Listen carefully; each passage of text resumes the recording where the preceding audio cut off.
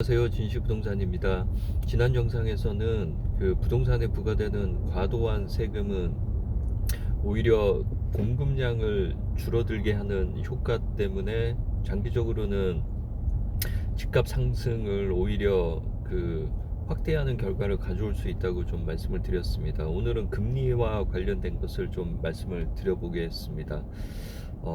부동산 가격과 금리는 깊은 관계가 있습니다. 그래서 부동산을 만약에 구매를 해서 임대를 하게 되면 보통 이제 뭐 4에서 5%, 5에서 6%이 정도 수익률을 기대를 합니다. 예를 들어 오피스텔을 1억 원을 주고 구매를 했을 때는 뭐 월세 50에서 60만 원을 받게 되겠죠. 거기에 이제 재산세하고 수리비 뭐 이런 것들을 좀 내다 보면 장기적으로 5, 6%였던 수익률이 3, 4% 수준으로 좀 하락하게 됩니다.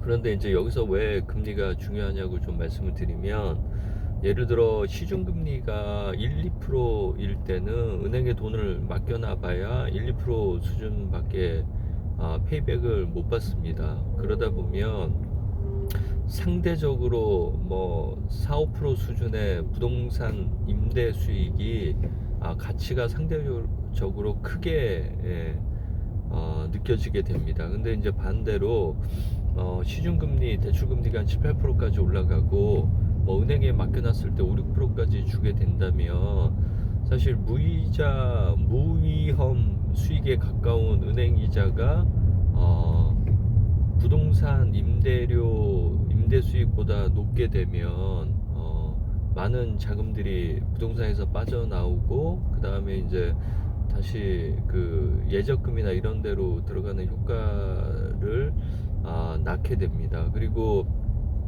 상대적으로 부동산 임대료에 대한 수익률이 저렴하게 느껴지는 그런 효과를 가져오고요. 그래서 기준금리나 은행 예적금 금리 자체가 올라가게 되면 상대적으로 부동산의 임대 수익, 그 다음에 뭐 어쨌든 활용해서 나올 수 있는 수익의 상대적인 크기가 작아지기 때문에 이게 부동산 가격을 하락을 시키는 그런 좀 결과를 가져옵니다. 예를 들어 뭐 임대 수익은 월 50만 원이 똑같은데 부동산 가격이 하락을 하게 되면 수익률이 상대적으로 높아지는 그런 효과가 있게 됩니다. 물론 이것은 뭐 좋은 방향의 효과는 아니지만 결론적으로는 그런 결과를 낳게 되고, 이런 결과가 결국은 은행의 예적금 수준이나 높아진 뭐 이런 것들 하고 연관성이 있게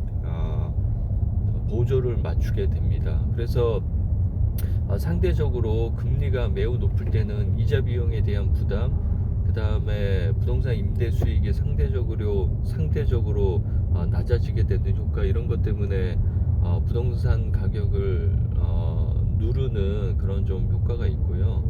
반대로 예전처럼 뭐 코로나 시대처럼 금리가 0에 가까워지거나 1, 2% 수준일 때는 부동산을 사기 위해서 조달하는 자금과 비용 부담이 많이 줄어들고, 그 다음에 상대적으로 부동산 임대 수익의 금액이 크게 느껴지는 결과 때문에 부동산 가격을 밀어 올리는 그런 효과가 있습니다. 그래서 여러분들께서 부동산을 구매를 하거나 투자를 하실 때는 금리가 어떤 수준에 와 있고 어떤 방향으로 흘러갈지를 잘 참고를 하시면 하락에 대해서도 미리 좀 대비를 해 놓으시고, 또 여유 자금이나 뭐 은행 이자를 내가 어느 정도는 감당할 수 있기 위해 노력을 해야겠다, 이런 것들을 좀 미리 준비를 하실 수 있기 때문에 부동산에 관심이 있으신 분들은